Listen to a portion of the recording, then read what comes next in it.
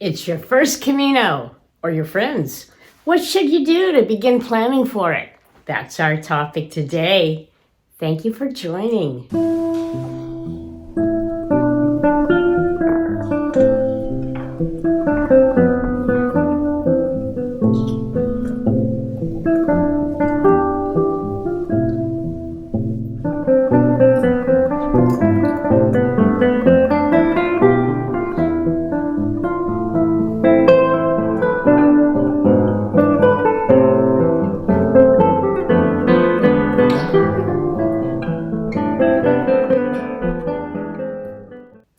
When researching for your upcoming Camino, you basically have three primary sources for obtaining information. They are online sources, including social media, printed materials, and word of mouth.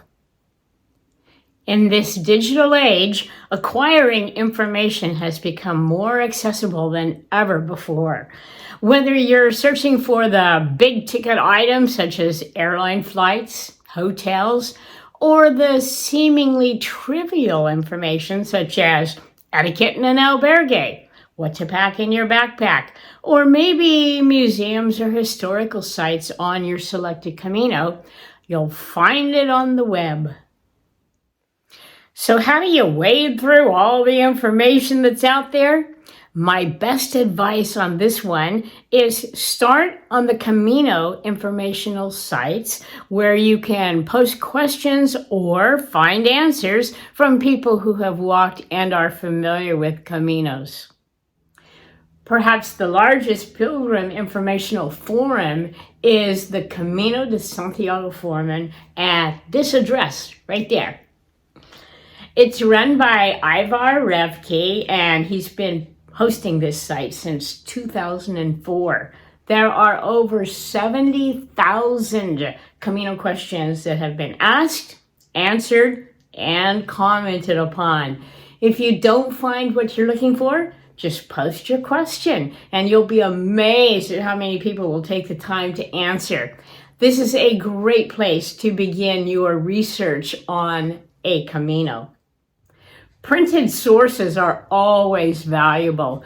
Maybe I'm just a little old school, but I really like holding a printed copy of a book in my hands and flipping through the pages. But finding the correct guidebook for you can be very daunting. I would recommend beginning with the most widely used book by John Brierley. We recently lost this marvelous contributor and promoter of the Camino in 2023. His legacy lives on in all the Camino guides he has written and updated annually. His daughter is continuing in this valuable resource for pilgrims. All of his guides can be purchased through the store on the Camino Forum website. Here's the link for that store. Other excellent resources in the printed material category are books written by pilgrims about their experiences walking Caminos. There are many out there, but I would like to recommend the ones that, in my opinion, present important information in an enjoyable setting. The first book is titled Sacred Blisters, written by Steve Walters with a foreword by Dan Mullins. Steve's book shares experiences that will motivate you to take your first steps onto the way of St. James. Through his stories, the reader will better understand the history, the mystery, the culture, the food, the local people, and most importantly, the pilgrims. All of these elements come together to create something beyond just a place. It's a magical and unforgettable journey that leaves pilgrims glowing inside and out. If you enjoy prose and reflection, then this next book is a must-read. 50 Days in May, Reflections Along the Camino de Santiago by Shoshana Kuriski. Her book shares heartwarming and honest thoughts about Camino observations, including topics such as birds, Christopher Columbus, Isabella, being Jewish in Spain, meditation, and the quest for balance in the pilgrim and the pilgrimage. I must put in a plug now for my book. It's book number 5 in the Perpetual Pilgrim series. The stories are about real pilgrims experiencing life-enriching encounters, spiritual understanding, and the values of trust. Along the way, you learn about what it's like to walk a Camino and deal with the good, the unusual, the funny, and yes, the difficult times. It was just released February 2024 and is just one way that I can give back to the Camino by hopefully providing inspiration to others. The next 2 books fall into the category of informational guide stories. The first is The Camino de Invierno, Ponferrada, Monforte de Lemos, Santiago de Compostella, a pilgrim's guide to the winter way, written by Susan Yaganev. It's a very long title, but an excellent book about one of the lesser known routes, the Camino Invierno, or the winter route. This route is the one that heads a bit south at Ponferrada, then continues west to Santiago. It was traditionally used in the winter months when the Camino Francés at that point was impassable due to snow and cold temperatures. But it's a wonderful route to take at any time of the year. In her book, Susan unveils the secrets of this winter pilgrimage that can push a pilgrim to the limits, as well as the more practical and essential information. She details suggested stages, distances between the villages, and accommodations, and also what to pack and what to wear, depending upon what time of year you're walking it. The second book I would like to recommend in this section was written by a person who I consider to be the most knowledgeable person on the cathedral in Santiago, Anne Bourne. Her book, If You Stand Here, will walk you through the cathedral in Santiago de Compostella, and if you stand here, this is what you look at and the history behind it. There is so much to see in the cathedral, and knowing what you are looking at truly makes it meaningful. Word of mouth.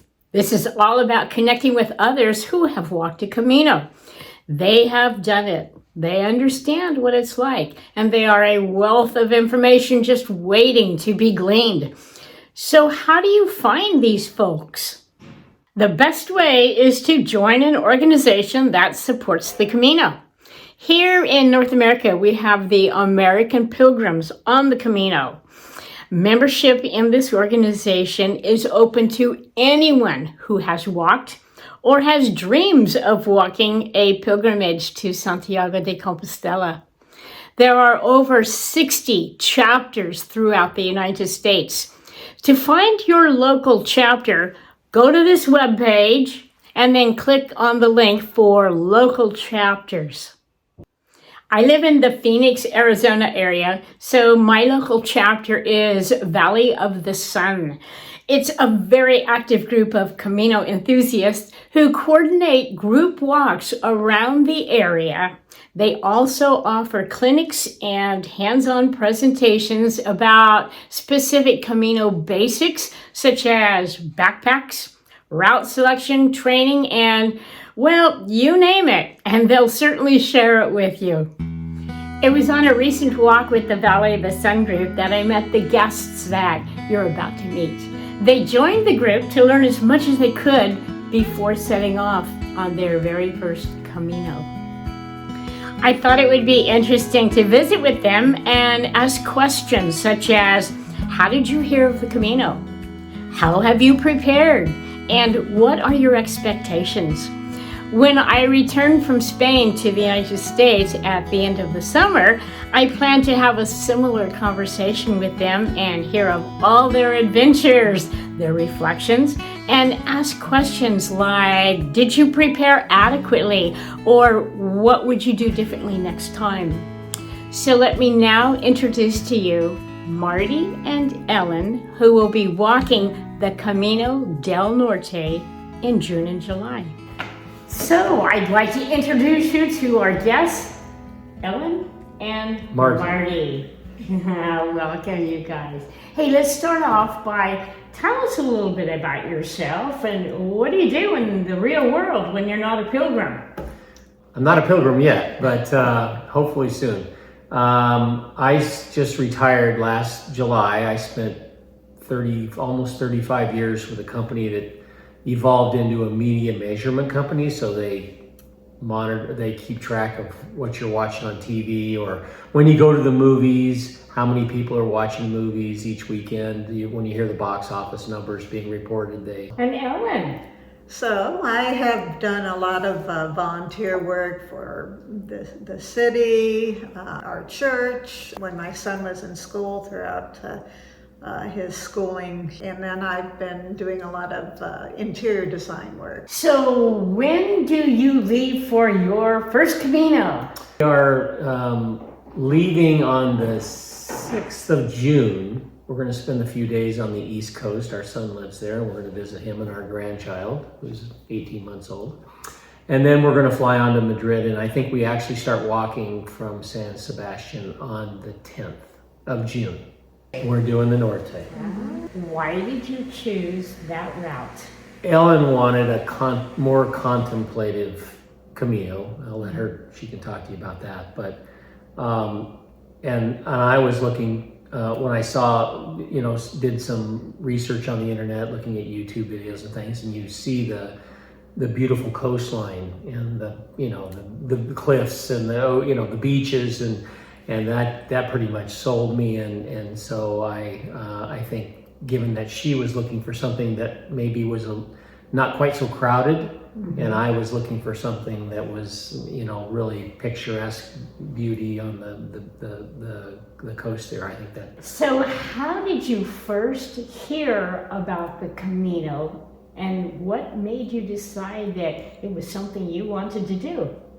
I'm going to let Ellen take the lead on that one. I knew you were going to ask me this question, and I have to be honest, I really do not remember how I first learned about it, but it was a very, very, very long time ago.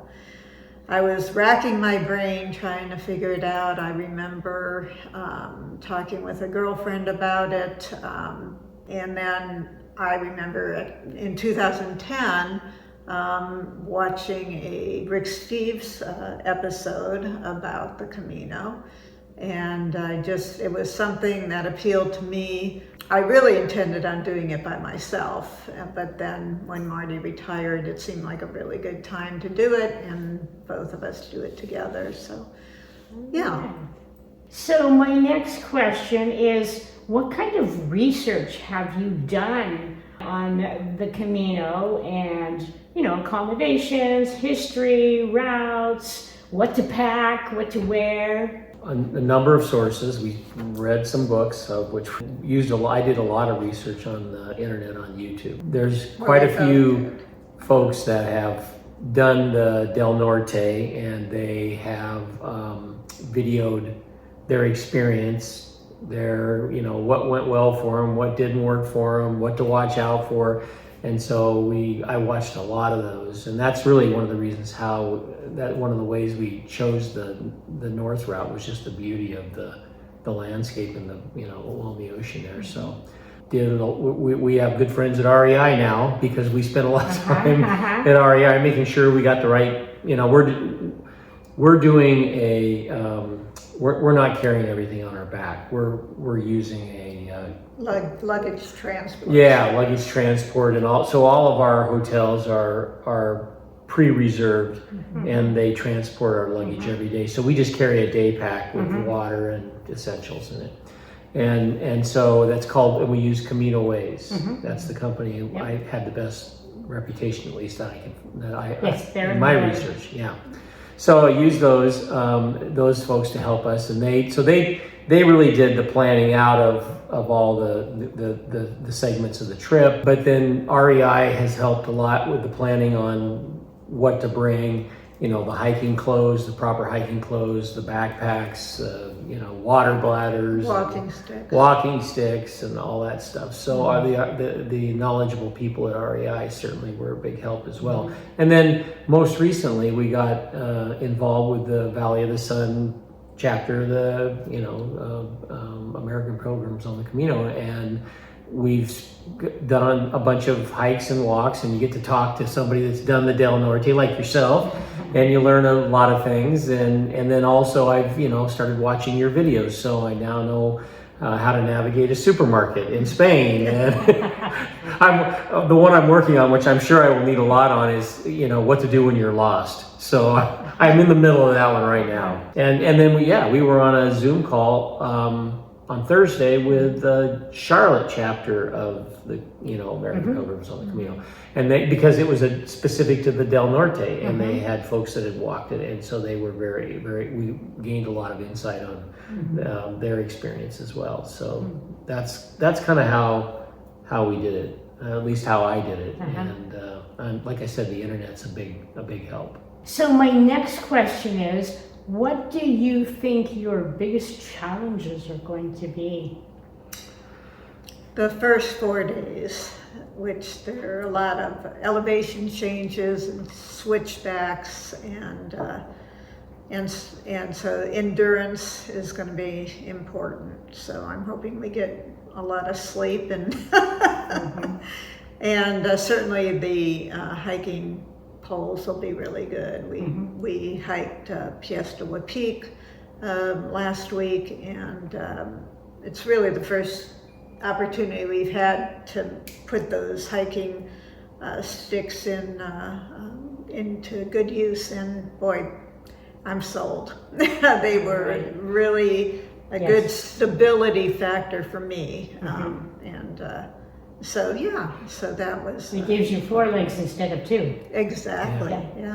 Yeah, I think the walking's certainly going to be a challenge. We're pretty fit, but still, when you're not used to walking 15 miles a day or whatever, so that's going to be something we'll have to work on between now and then.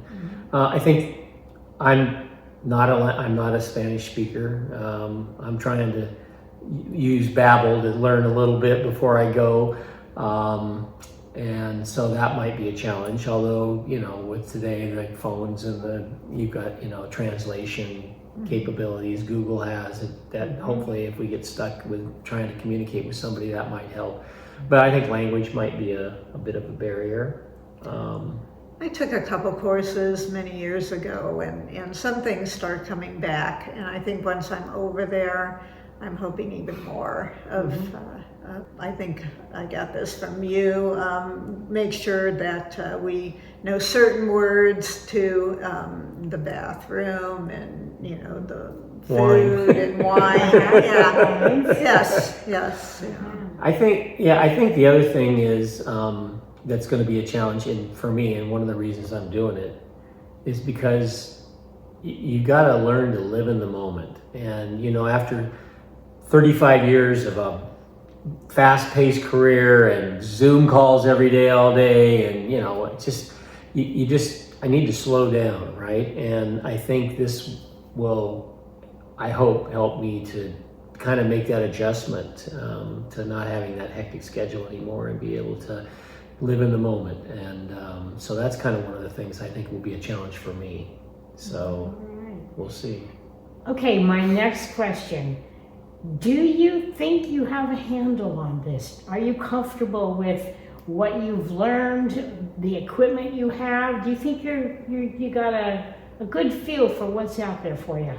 You don't know what you don't know, but I'd say we feel like, given all the research we've done online, and then the exposure to you and others in the Valley of the Sun chapter, and the folks at REI, I think we're in pretty good shape.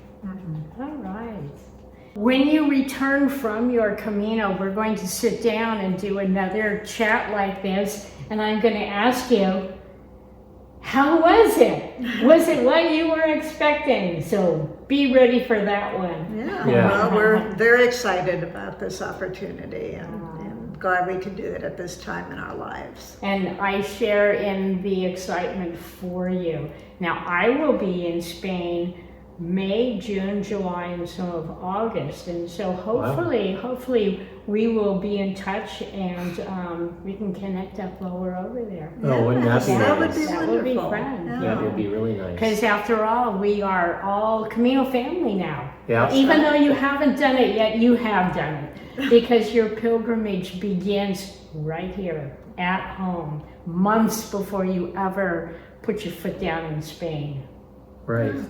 Yeah. No, I can. I feel like I'm new, but I'm feeling like I'm becoming a part of the family, Yes, right? The Camino yes. family, right? Yeah. And just getting exposed to you and all the great folks in the Valley of the Sun chapter it's really been helpful. Yeah, we've met some Well- wonderful people. Well, Ellen and Marty, thank you so much for taking the time to come and sit down and visit with us and share your story with other pilgrims out there, future, present, past, and we look forward to hearing your stories when you return. Yeah. Thank I you. think it's going to be the chance or the trip of a lifetime. The trip so of a we're lifetime. really looking forward Yeah. to it. All right. If you're a regular to the Perpetual Pilgrim videos, then you know that we always finish with some music. For this video, I asked Ellen and Marty to choose the music. So, go open a bottle of Spanish wine, pour a glass, pretend you're in a bar in Spain after a long but wonderful day of walking, and enjoy. Mark, what are we drinking this evening? It's a 2021 Albarino from Rias Baixas. Let's give it a try. Chin chin.